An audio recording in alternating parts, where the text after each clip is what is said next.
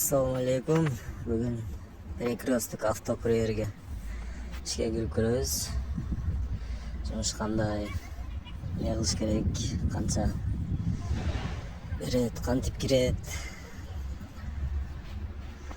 Mashinalarni aytganmiz. Ford Transit, Gazelle, Porterler